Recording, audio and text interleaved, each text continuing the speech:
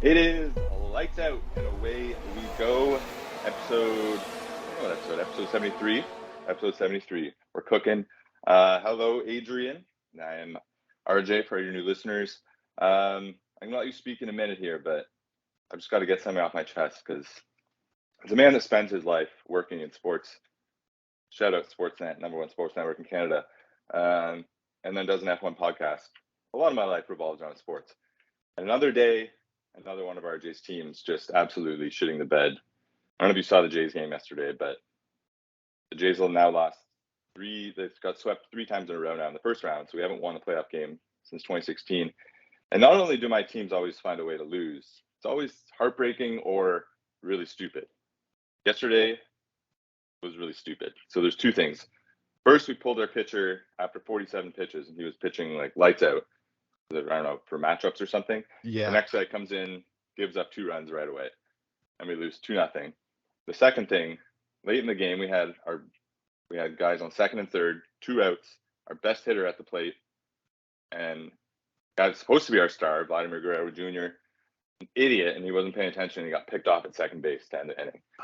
Just absolute stupidity. So not a very happy day here in Toronto, but we got the Leafs coming soon. They never break our hearts either. So there's that. The Bills just they lost 4 Super Bowls in a row in the 90s, and they just find a way to choke every year. I got Lewis Hamilton hasn't won a race since 2021. And I got to sit here and look at this little smirk you've got going, because you know that you are a Braves fan, and they don't even have to play the first round. They're probably about to win another World Series. You got Red Bull just won another Constructors. You got Max Verstappen about to clinch, 100% about to clinch his 3rd title in a row. I need a win. Something's got to give, because this is a little lopsided. So before we get into the podcast topics, is there anything pissing you off? Is there anything huffing you off this week? Gosh, I wish I had thought about it. I've been pretty mellow this week. I'm sure as soon as we stop recording, I'm going to think about something and be like just so mad and be like, damn it, why didn't I think about that? I feel so bad for you guys up in Toronto. You guys just absolutely go through it every year. I mean, just since we've started this podcast, you've just told so many stories of how your teams have dropped the ball. They've dropped their balls. But oh my gosh, yeah, I did not watch that game last night, but that sounds very frustrating. And I'm sure the guy that got picked off at second is going to be kicking himself until next season. But yeah, man, that's really tough. I mean, the NHL season's about to start, isn't it? Yeah, next week. So wow. Okay, I'm not going to wish you good luck because I feel like that's a bad luck charm. But I wish your team's the best, because that's no fun. But the teams down here in Georgia have been really killing it. I don't really count the Falcons because I hate the Falcons. Yeah, the Bulldogs, the Braves, killing it. So it's been very enjoyable. My sister is a student at UGA, so I think I care about the the games more than she does, though, honestly. I don't think she's only gone to one. She's more focused on academic stuff, which is understandable, but I could not miss out on those UGA games. No, that'd be great. They're killing it. I think they're still ranked number 1. I mean, they had a tough game this weekend, but they got by Auburn. So they did. That was a fun game to watch. They came back. It was really nice. Mm-hmm. And there's actually been talk of Atlanta getting an NHL team again for the 3rd time. They messed it up the first 2 times. So I don't know how I feel about that, but if it did work, it's obviously a big market, and they have a lot of big companies and stuff in Atlanta. So I think they actually have like where they do TNT broadcasts out of Atlanta. So yeah, I've driven by that building. Coca-Cola and stuff. So I mean, I wouldn't mind it, I guess, but I feel like Quebec City or like even Kansas City, a team that's never done it before. Quebec City's done it before, but yeah. It is strange that, you know, I even went to a Thrashers game when I was a kid, and I didn't even understand when like we lost the team. I had no idea like what was the reason behind that. I just remember having like a Thrashers t-shirt, and one of my friends was just like, "Oh yeah, they're not a team anymore," and I was like, "What?" Yeah. Yeah. I don't know. Yeah, that does seem a little strange. I mean, Atlanta's a booming city, a massive market, but I don't know. It just doesn't scream hockey to me. But I don't know. But yeah, I hope you guys I hope you are able to. I know you love sports. You know, it's obviously a massive part of your life. So not being able to enjoy those very often, or having so many disappointments I know is not very fun. But your guy in F1 is starting to do a lot better. Well, not starting to do a lot. I'm talking like he's a goddamn rookie. He's doing great with the situation that he's in. Lewis Hamilton, obviously. We're going to talk about Lewis a little bit more probably later, just a little bit. We'll just with comparing him and Oscar Piastri. We'll talk about that in just a little bit. But some of things that we're going to talk about regarding the Qatar GP this weekend. The first thing is this will be the last race weekend that Daniel Ricciardo is out, of course, with his injury that he got back in the Netherlands. He actually posted, I don't know if it was directly from him or the Red Bull account, but he posted about a half hour ago that he's had another day in the simulator and that he's just prepping for Austin. So I'm pretty sure it's almost a guarantee that he's going to be back unless he just really regresses with his injury. But I'm not going to lie, I'm kind of as absolutely stoked as I was to see Daniel come back to F1 this season. I'm really happy that Liam Lawson is able to have one more chance to just really prove himself. And even though he didn't get points at the last race, I still feel like he had a really good race and did a really good job. He still finished ahead of Yuki Tsunoda. And Helmut Marko spilled the beans again today and basically said that it's all but guaranteed he's going to have a full-time seat in F1 in 2025. So whether that's on AppleTV or whatever they're called by then, or Red Bull, it's going to be very exciting. And I'm just excited to see what he's able to do this weekend. Do you think he's going to be able to secure points this weekend? I don't know. I guess we'll see. Trying to think back on how the track and how the race usually goes. I don't really remember. I think they only raced there once, so I don't really have an educated guess on this, to be honest. But I guess I'd hope so. I mean, if it's his last race for a while, I hope so. But I guess there's still a chance that it could become a bit of a De Vries situation where I don't mean that he fails out. I just mean that I think De Vries raced for a couple different teams last year because someone would have to bow out last minute and he was just there or whatever. So maybe if someone gets hurt or is sick or something, maybe Lawson can fill in for another race before the year's over. I don't know. Or maybe next year, same thing. But I certainly hope he can go out on a good note and at least not have like a DNF or something like that.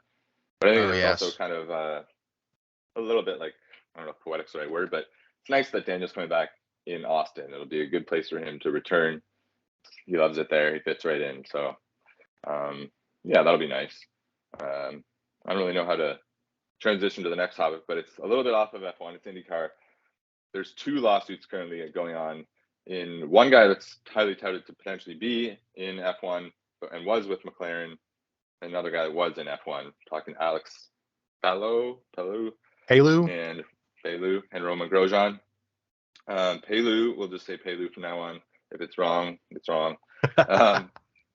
We don't say we're the smartest guys. We're the best. We're just passionate. Yeah, that's it.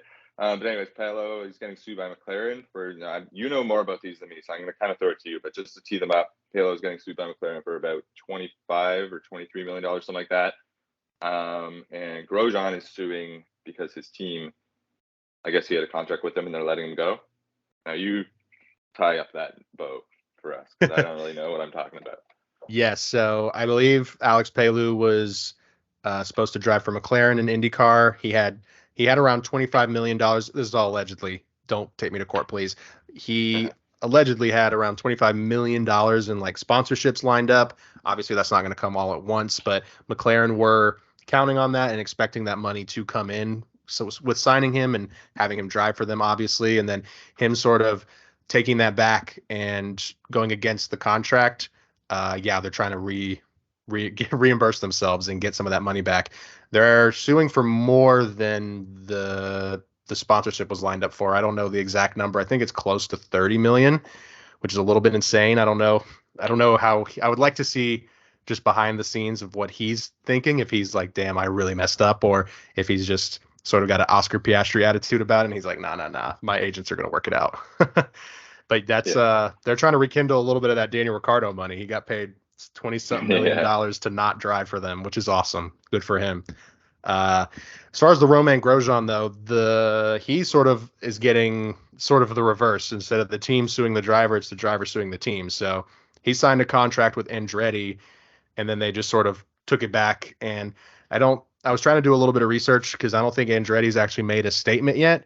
I'm sure they're absolutely hating this bad PR amidst all this talks about them potentially becoming a new F1 team. But yeah, allegedly they just let him go after he had already signed and committed to them. So I completely understand Grosjean trying to get some sort of reimbursement for that or some sort of justice. And while I mentioned this to you off air, but if you look at the results, he's not been doing great. He's not, obviously a world championship contender in IndyCar, but he's still in like the top 10 drivers on the grid, I'd argue. So I think it's very likely he'll still be able to secure a seat, but it's just definitely a massive bummer for him that they sort of pulled the rug out from under him. And yeah, it's going to be interesting to see how sort of these two lawsuits pan out. There's always contract, not even, I mean, yeah, I guess it always leads to lawsuits, but just mishaps and just lying.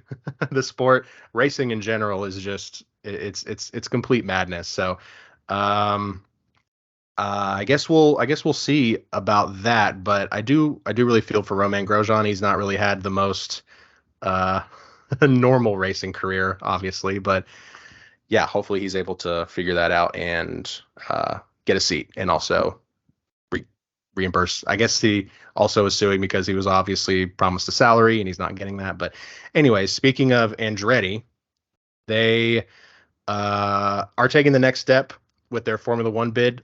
They were approved, but now they just have to. There's like multiple organizations that you have to get approval from. But as far as I know, they've gone through the first hurdle, which is the hardest hurdle. It's the only team out of the 4 or 5 that submitted applications that actually got approved. So it's looking like it's actually very likely that Andretti are going to become a team on the Formula One grid, but that's not a guarantee because there's a lot of pushback coming from mainly the other teams on the grid. Obviously, you've got guys like Zach Brown and Christian Horner who have made little regards over the last couple of months, and they're very political, obviously, with their answers, so they can't necessarily say it would be terrible. But Lawrence Stroll is sort of saying that, but they're always sort of leaning towards, 10 teams seems pretty good. Why don't we keep it at that? But Lawrence Stroll today pretty much said that Formula One is in a place that it's never been before as far as popularity and booming excitement goes. And he said, if it ain't broke, don't fix it, which I think is just really, really funny to me. And I'm going to get your thoughts here in just a second. But I just think that's a little hypocritical coming from a sport that is constantly evolving and constantly changing. I mean, we're changing up the sprint format every year pretty much, which I've agreed with the changes. It makes it more fair, obviously. But I think saying if it ain't broke, don't fix it. It's like, okay, then we should not be changing regulations every 6 years or 4 years or whatever the hell it is. I just thought that statement was a little bit crazy. It's like, okay, you're obviously a capitalist, you're profit motivated. So that's the answer that's going to come out of you. But if you're an unbiased fan like yourself, what do you think? Do you think Andretti coming in is going to be good for the sport? Do you think it's going to hinder the other team's profit? I think it's gonna be great for the sport. And as a fan, I don't know necessarily the finances of it, but I would have to imagine a lot of the money would go to the other teams if they get in. So I think certainly maybe it lowers the value if someone was trying to sell their team currently. Maybe that's why they're talking about not wanting an 11th team, because that That's a great thought. the value, which we'll get to in a second. But I think it's good. There was a poll on Twitter by one of the big F1 accounts, and it was like 89% of the fans want another team. Like, it's just 2 more drivers. I think it'd be Cadillac that's with Andretti. Obviously, they've had a good history in IndyCar, and in F1 too. So, yeah, just like it kind of seems like a no-brainer. Kind of seems like something that's going to happen. Like I said, if it ain't broke, don't fix it. Doesn't really apply to F1 because they're always trying to fix it, whether that's they're in on the fix or if they're actually trying to fix things. But yeah, no, I think we can just go into right now. Like Lawrence Stroll, like I alluded to, he's got a vested interest in saying he only wants 10 teams on the grid, because reports are coming out that the Saudi investment fund that's trying to buy up all sports, and they already have a little bit of a grip on F1. They're trying to get a team, and they want to get Aston Martin. So it's interesting. The price tag's around 800 million, and Andretti's price tag, I think, is 600 million. So some people are like, well, why wouldn't Andretti just pay an extra 200 million to get an actual established team? But I think there's probably a lot of other things that go into that with investors. Like 200 million is a lot of money. But there was some interesting things. I just want to pull up the article one second. Absolutely. On my phone here, because there's someone who did a good sum of it in the Reddit article that I sent you. Some interesting quotes or thoughts. I mean, it's all hearsay at this point, but this is part of the reason why you love F1. People are like, oh, why do you love watching race cars? A lot of it's the behind the scenes drama. Absolutely. And this one's got some drama. So I'm not going to read this whole article because it's relatively long, but there were some interesting points in here. Okay. So I'll just kind of scroll through, see what I want to say. I should have probably done this before, but no worries. So basically, Stroll, who built his fortune estimated at $3.2 billion by buying and growing fashion brands, lacks the motivation to further promote his son Lance's career, according to reputable sources. The attitude of Stroll Jr. himself, he's only 24, is to blame for this. The teammate of Spain's superstar Fernando Alonso is said to no longer have any desire for Formula One because the double world champion has shown him the limits of his potential. In addition, Stroll's mother, Claire Ann in particular, is putting pressure, according to sources in the paddock, for her son to end his motorsport career after a few accidents this year, most recently the Singapore crash leading to him having to skip the race. Former Formula One, says Formula One star, but I've never heard of this guy, Gerhard Berger, says to F1Insider.com, Sebastian Vettel was no longer really motivated. He was already in the comfort zone, blah, blah, blah. I don't really need to read that part. Hold on, there's a couple more things. Former world champion and Stroll's patriot Jacques Villeneuve was a longtime neighbor of Stroll's and said Lawrence built his son his own karting track, which was only a 15-minute walk from the house. Nevertheless, Lance traveled the distance by helicopter every day.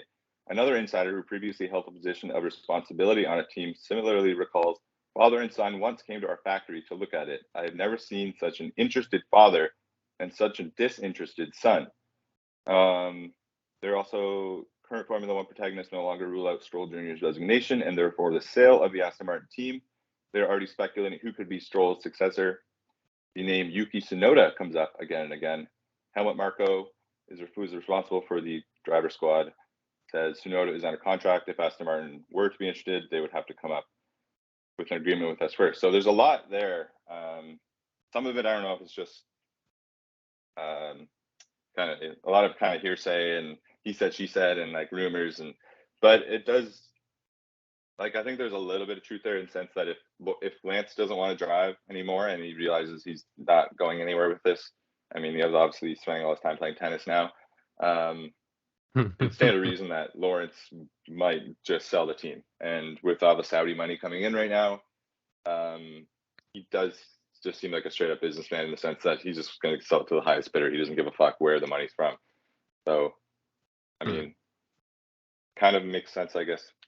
I don't know if Yuki Tsunoda would be my first choice. That's another topic for maybe a different day. But yeah, there's a lot there. But I don't know. Healthy debate. Is it worth getting Saudi team in F1 to get rid of Lance Stroll? I know I went on a mini rant off air with you earlier about how the Saudi investors have just seemingly invaded so many sports. I mean, you got FIFA, golf, and now Formula One. So I don't know. I mean, it's not like I'm against like a Saudi investor coming into a sport. Right. It's just that I don't like a country with unlimited funds coming in and just taking over the whole scene. That's sort of not really, this just doesn't sound good to me. And obviously we've seen the repercussions of that with the PGA and the PGA Tour and all that stuff.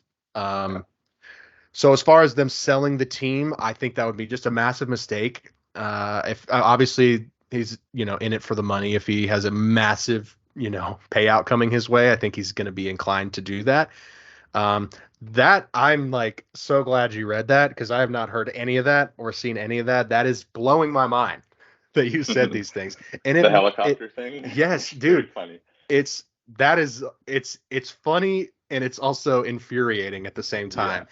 And it also paints a really clear picture of the whole dynamic with the family. And even when you watch like the first episodes of Drive to Survive, when Lance was in Williams, you just had the vibe that Lawrence was living through his son. Like this was his dream.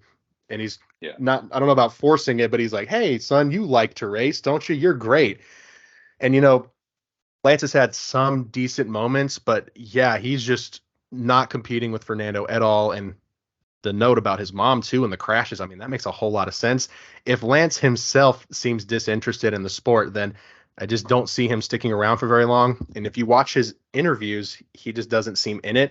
There was a clip, I actually don't know, I think it was before his Singapore crash. They were doing like the briefing with all the drivers. They used to televise that and actually document it on video, but now it's behind closed doors. So all the drivers, there was actually a really funny moment with Carlos and Max. Max like caught up to Carlos and like handed him his hat because he forgot it, and they had it was just a nice little moment. But all the drivers just come out, they're all chatting with each other, joking around, and it's like a meme. It's on we should try to find the video if we can.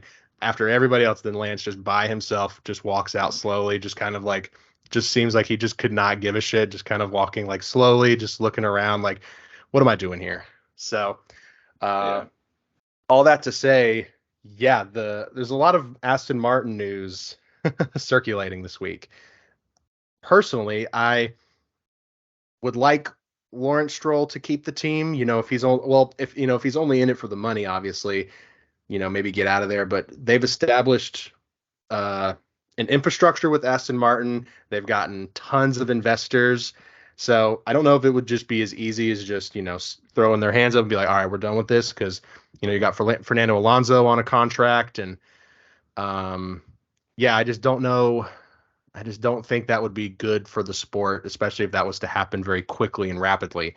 It'd be interesting, but I wouldn't pick that to happen. The Yuki Tsunoda, that is one thing I've seen come up a lot, even on people just commenting in articles. And I'm wondering where that buzz is coming from. And I'm very glad you said that, because I saw an article posted today from an interview with Yuki Tsunoda that basically, because there's been sort of like this narrative that he's stuck at Red Bull because of Honda. And Yuki Tsunoda straight up came out today and said, the great thing about Honda is they don't care. They don't care what team I'm with. They just want me to succeed and to do well and to get have a good performance every week. And he specifically said they don't care multiple times from his mouth. So, I mean, maybe there's some like stuff happening behind the scenes that we don't know about. Tsunoda's sponsored by Honda, but obviously so is Red Bull, but Aston Martin will become a partner of Honda in 2026. So yeah, that's wild. So maybe that's what it'll all come together. Yeah, I could see Yuki maybe doing a switch like that. That just seems a little too far in the distance for me, especially like with all this news happening. The internet would, F1 Twitter and the subreddit would explode if Lance retired, or what I'm going to talk about in just a moment with the other thing that he could do with Aston Martin. If he retires or he just leaves F1, if Yuki Tsunoda was to replace him either next year or in 2025, then that just opens Liam Lawson up immediately. Yeah. Gets rid of the Sergio Perez issue. Yeah. That solves gets him a seat. I do want to clarify one thing.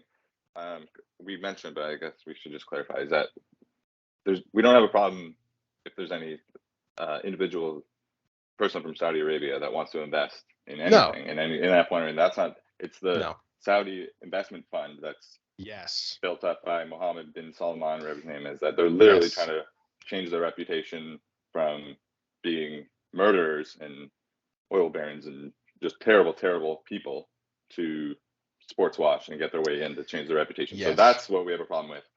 This isn't any sort of problem with Saudis. I just want to make sure we get that out there. Absolutely. But yeah, back to Aston Martin. They have a new venture that's coming out. Why don't you let us in? Why don't you fill us in on that one? Yes, Aston Martin, besides their rumors that we just covered, they're going to be debuting their Valkyrie, the Valkyrie Aston Martin, which I'm pretty sure that was the vehicle that Max Verstappen was driving when he got into that little bit of trouble where everybody was saying that he was going to get he's going to get arrested, which obviously never happened. But they're going to be entering that car into Le Mans next year, which When I read it, I was like, oh, cool. But then you looked at the replies and people were losing their minds. So obviously there's a ton of hype behind this car. It's rumored, you could have Fernando Alonso, maybe a reappearance of Sebastian Vettel at Le Mans, which would be absolutely insane. Yeah. So that's going to be very fun to watch. I don't know. I don't know off the top of my head when Le Mans actually occurs, but it's going to be very exciting next year to see that. And obviously we talked a little bit about Giovinazzi when he won Le Mans. And real quick, there's been a couple of people were trashing him because of something that he had said. He said something along the lines of winning Le Mans was bigger and more important than ever competing in F1, which some people were like, okay, fuck off. But to me, it makes absolutely complete total sense. If you really think about it, for him, obviously making it to F1 was probably a major goal for him, but he wasn't able to achieve anything substantial in the sport. So when he left, it was just kind of like, you tried, whatever. Winning Le Mans, you are like the stud of the century, and winning it for Ferrari after such a long hiatus of, well, not hiatus, but just after a long streak of not winning. I mean, just absolute props to him. So we're going to definitely cover Le Mans more next year at the next circuit. But yeah, we're going to for sure keep our eyes on the new Valkyrie. That's going to be very exciting. I don't know if they stream Le Mans. It's definitely not, it doesn't air on TV, but I think you can pay a small fee. Like a little pack, yeah. Yeah, you get a little package to watch it, similar to F1 TV. But yeah, I'm going to be excited to watch that. Yeah, I'm going to be excited to watch that as well. We've been kind of tiptoeing around the last 2 years because it is kind of hard to figure out how to watch and where to watch. But yes, we found out this year, but we were able to follow. They do have like a good like tracker and everything. But if you actually want to watch it, I think you just have to pay like $5 or something. So yeah, especially if Vettel is back in there next year, we'll have to watch that. Maybe that's where Lance will go. That was the other thing. Yeah, right. They're saying he might go there. Topic of TV rights. Another thing that just makes Lawrence Stroll's comment about if it ain't broke, don't fix it sound stupid, is that Apple TV wants to get in the F1 streaming rights game, and they're offering $2 billion per year, which is double what the Formula One group receives right now for global TV rights. $2 billion per year. So right now they have MLB, so they have some Friday Night Baseball, they have the MLS season pass, trying to get into F1. But what's interesting is that they wouldn't get 100% of the streaming rights off the start, even with $2 billion a year. It'd start with 25%, and then over the course of 5 years, it would go up.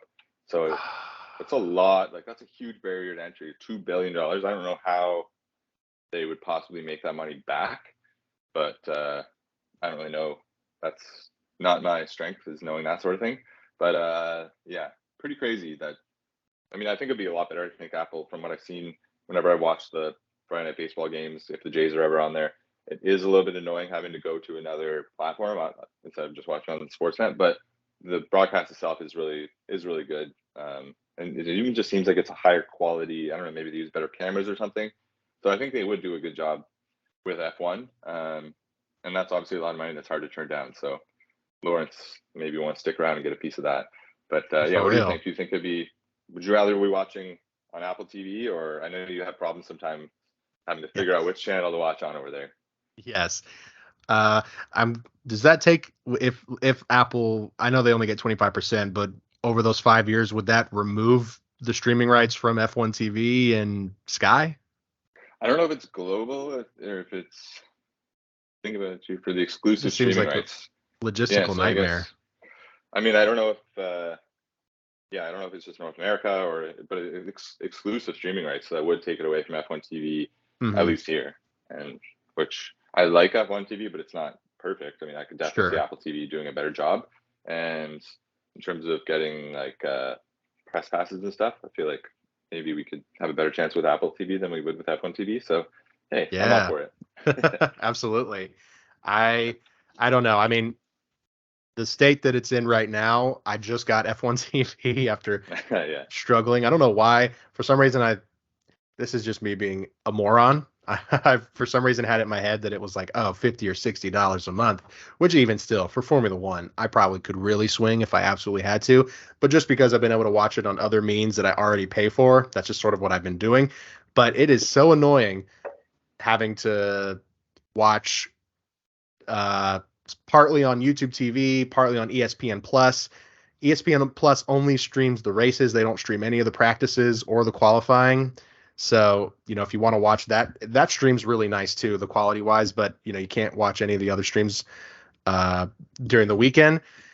And YouTube TV, I don't know if this is just a cable issue, but there will be I'll be like, okay, like the week leading up to it, I'll be like, okay, it's on this channel at 8 a.m.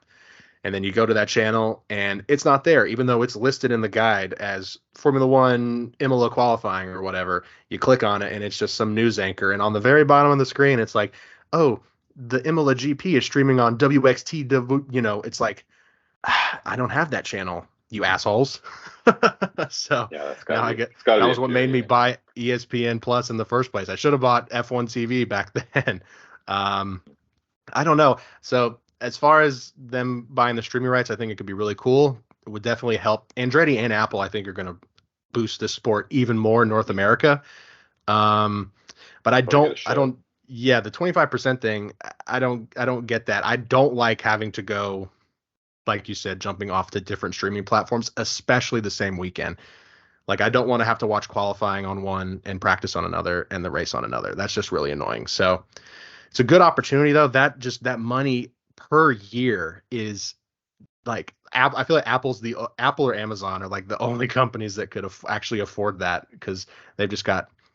I'm sure they have underground bunkers just full of cash, so I'm sure they can swing it. But it's an exciting prospect for sure. Once again, struggling to figure out a good transition for this. But I know, I back was to curious how you were gonna do that.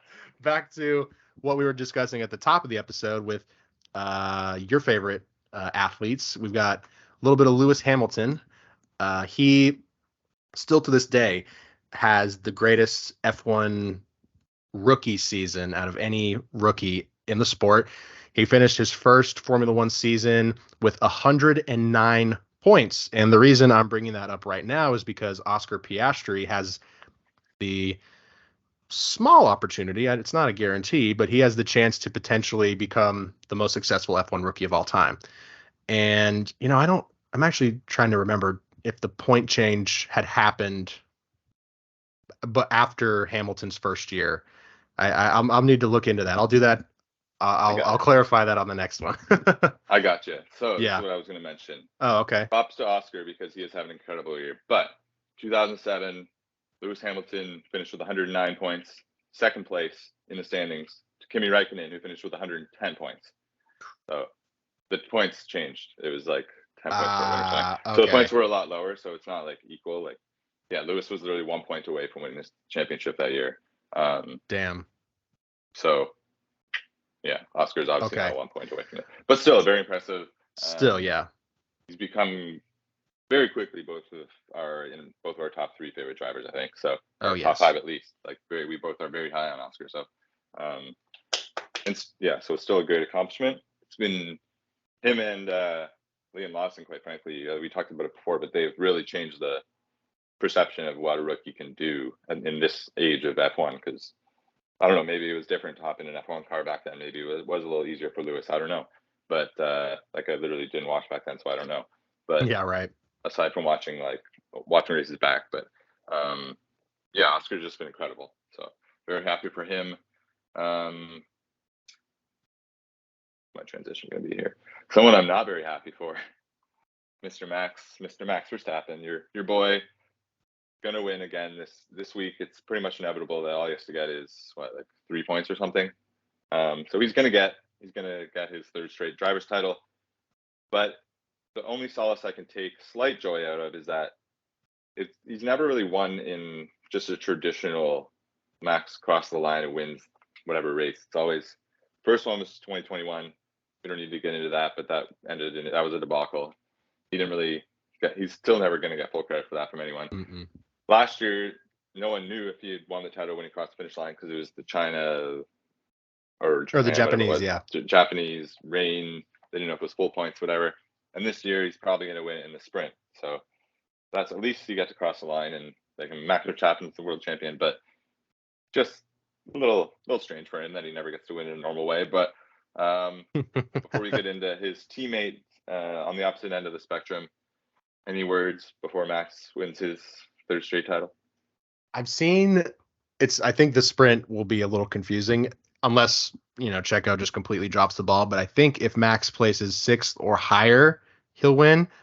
But I think if Sergio places in the top 3 of the sprint, then I don't think he technically wins it. I could be wrong about that, but I think I read that on a graph that the Formula Racer account tweeted. I'm not 100% sure, but yeah, he's not going to just cross the line and just be like, okay, that's it right there. No debates at all. He won. Yeah.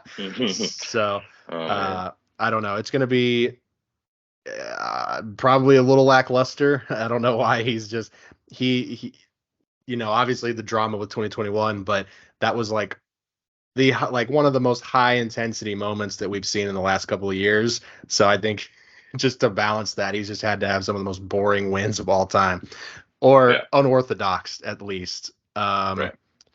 But yes, his teammate Checo, like you mentioned, has been making a couple of comments regarding his performance and how he's viewed in the media. He actually, you put the quote here. Very nice. Awesome. So yeah, he said, quote, when asked about his critics, basically, he said, "We saw it with George Russell in the last race. He crashed on the last lap while second, and they don't talk about it. That happens at Red Bull, and you have 300 media saying that they have to take you out of your position." And then Perez said in a recent event he held with sponsors, quote, "That's how the team environment works, and I also feel the fact that I'm Mexican is a big reason why he gets criticized so much." And, we've discussed this a little bit, but, I've been a very big critic of Checo. Obviously, he's P2, so he has no chance of fighting Max, as optimistic as we were at the start of the season. But not once in my life, let alone this Formula One season, have I criticized an athlete or driver because of their nationality. I'm not Helmut Marko, okay? Right, yeah. So, exactly. To me, I don't want to tear into him too much because, obviously the pressure is immense, but to me that just kind of seemed like a little bit of like PR schlock, sort of making an excuse for his, negative performances that he's given. But I'm sure he's just looking to bounce back and get some good results. But he's not looking good for him. He's for sure next year will be his last drive with Red Bull if he's able to secure that and able to keep his contract with them.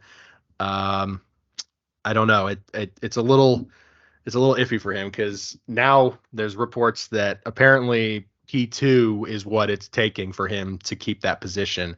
Helmut said something in the media today. He didn't say it like directly, but it was something along the lines of he needs to hold that. So if Lewis, hopefully, I want to see it happen just because of the drama and to potentially get Danny Rick in the Red Bull as soon as possible. Even though, all jokes aside, I do really like Sergio Perez. He's made a lot of mistakes on and off the track. He said some questionable things in the past, but I don't think he's a bad person by any means. So I don't wish demise for his career by any means, but it would be really cool to see Lewis catch him. It's going to be very tough, but if there's anybody that can do it, it's Lewis fucking Hamilton. Yeah, it'd be kind of ironic for Lewis to knock Sergio out of his spot and then someone better comes in and they beat Mercedes next year based on that. But I don't know. We'll see. I'm going to be rooting for Lewis to get second, whatever way he can. I don't know if it's possible. But in terms of this, the comment about the fact that he's Mexican being a reason why, that's just not true. It does come on the heels of Helmut Marko alluding to the fact that he's not working hard because he's Mexican. Yeah. So, there is like a tie to that. In terms of the comments about George Russell, that's just not, I don't think that's true either because it was like a huge talking point. George himself. I talked about it nonstop. And George himself was crying. And Toto was talking about it. Everyone was talking about it. Lewis, there was like a brief moment of Lewis and George kind of seeming on the same page because even they were commiserating about it. So, it's not like no one was talking about it. And also, they're not it's just a totally different situation. Like if Bottas had done that back in Mercedes days, it would have been talked. So, like every time Bottas fucked up a race start and bowled down turn one, it was a huge talking point. So it is like whoever's in the front is going to be judged harder. So, I mean, absolutely. I think, who knows? It was said at a sponsor event, so who knows the context of it. But yeah, not a great quote. But we can move on to the Qatar GP. I don't want to run too long here. I'll go through the times here. I saw a quote earlier from Gunther Steiner that I'm sure like the weather is always the same, but the temperatures, even though it's at night, are still going to be like 35, 40 degrees Celsius. So that's like well over 100 for you guys. So just crazy high temperatures. Obviously, that affects things with the tires and whatnot and the engines. But they did fix the curbs last year that were causing a lot of issues. So that's good. It is a sprint weekend, as we discussed. So we got practice one. We're back to basically, these are good times, actually. Mm-hmm. Oh, practice yes, they are. 9:30 a.m., qualifying 1 p.m., sprint shootout 9 a.m., sprint 1:30, race 1 o'clock. That's amazing. Yes. That's like, brings a tear to my eye. Qatar, like when they had the World Cup there last year, I feel like the times were different for that. No, I don't know. Doesn't really matter. I'm just happy you don't have to wake up. Absolutely. I think it's because it's a night race. True. Very, very true. Good point.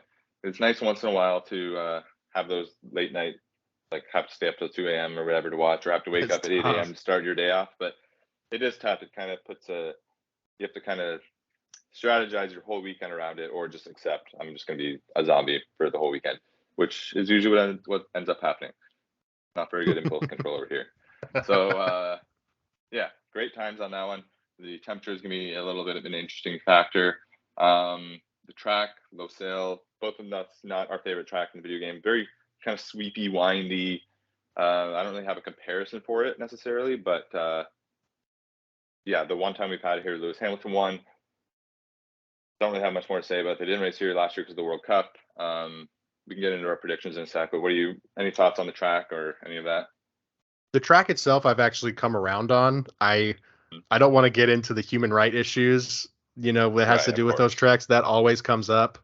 Obviously, that's horrible, and not going to jump into that too much. But I've been playing some league racing, and I actually kind of like this in the Formula One game. They kind of cycle through to where it's like if you do an online race, you're going to play one of 3 tracks instead of just random. And Qatar has been one of those, so I've been playing it a couple of times, and I don't actually dislike it as much as I did. It's kind of a fun track to drive when you practice a little bit and you can actually really nail the corners. It feels pretty good, so I'm pretty excited. Lando Norris tweeted, they always post the paddock walk photos of themselves, and all he said was just, it's toasty. So it's probably really cooking over there. That could negatively affect teams like Ferrari or McLaren, who have really high degradation. Could be good for teams like Mercedes. I had something else that I wanted to say about the Qatar GP, but I cannot for the life of me. So yeah, I guess we can get into our predictions. Yes. I do think Max, as always, we're just going to give Max number 1. So after that, I think it's actually going to be a really interesting battle to see who's in second place this week between, like in terms of the actual cars, like the McLaren, the Ferrari, the Mercedes. They've all kind of merged into a very close spot for who has the second best car right now. Aston Martin seems to have dropped off. I actually saw some speculation that maybe there was something that was found illegal on their car at some point in the season, and they had to remove that. I don't know why that wouldn't have been made public. Again, just pure hearsay that's thrown out there. Sure. But hey, we love it. That's why we do the podcast. Yes, so sir. it would kind of make sense because they just were by like clear second place, and they have just dropped off the map. So yeah, my prediction is that I don't really have one. I'm just kind of going in looking for hopefully Lewis to finish ahead of Checo and move up the standings, or at least kind of start reeling Checo in. That'll be an interesting finish to the season if that can happen. Yeah, I guess I'm going to hope for Max, Lewis, Lando, or maybe Oscar gets back on the podium again. I don't know why, but the Ferrari is just. I individually really like Sainz, and I love Charles, but I just can't find myself now rooting for them anymore. Now McLaren's just taken that second spot for me, so it's understandable. Yeah, that's what I'm going to root for. What's your predictions or rooting for interest? Gosh, it's tough because I see so many posts on people on Twitter talking about how it's so negative on Twitter. Everybody's like, I secretly hate every driver on the grid, or why do I hate every team? I'm the opposite. I have to find things to dislike. Like I find like if you know Lewis overtakes Leclerc, I'm like, sure, get in there. Or if it's vice versa, I just like racing action. So I'm not Unless it's Alpine. always, unless it's Alpine. Yes, I do like You Gasly. hate Alpine. I'm not a It's fan just of Ocon, Alpine though. man. You Yeah, hate I'm not a Ocon fan of or Ocon. not? Ocon's a nice guy, but I can't actually fault Ocon too hard. Okay. But yeah, I think Max is gonna probably win. If there was somebody that was not Max to win, I would surprisingly pick Lewis because he's the only one to have ever won at this track. And if he managed to win this weekend just to keep that record, it would be like one of the most baller things of all time. And obviously, it's been too long since Lewis has won. So just have Lewis up there on the podium, Max, and yeah, I'll say one of the McLaren guys too, because I'm sort of in the same boat as you, where I still really like Ferrari. But I'm more of a Leclerc fan than a Ferrari fan. Like, obviously, the Ferrari is so gorgeous, the history behind the team, you can't fault that. But Carlos is just losing me just a little bit. He's just seeming a little too cocky for me.